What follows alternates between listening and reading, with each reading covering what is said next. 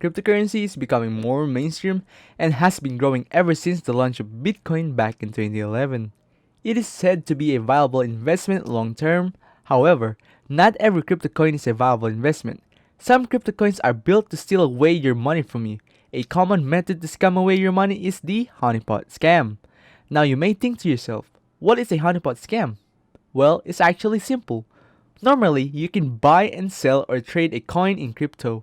But if you somehow bought or exchanged your crypto to a specific honeypot coin, then all of a sudden the coin value only goes up and never goes down. And of course, if it goes up, you would want to sell it or exchange it, but for some reasons you can't.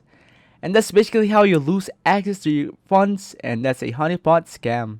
Now, there are ways to avoid this, and it's actually easy to avoid than you might expect.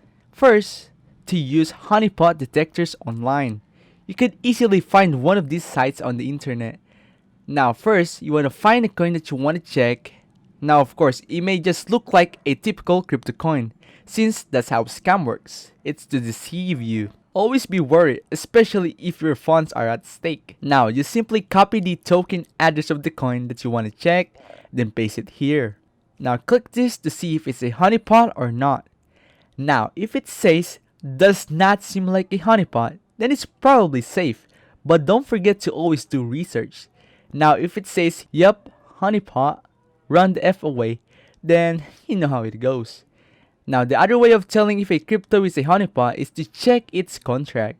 If the token contract says it's unable to locate a matching contract ABI or source code for this contract, once you see that, you might just want to avoid that coin or do a research about it. Now, to be honest, you could always avoid these crypto scams by just doing a research about it, or just avoid any non-mainstream crypto coins or shit coins overall, because most of the time they're unpredictable and may crash bad anytime. Guys, remember, I am not a financial advisor. Stay safe, guys.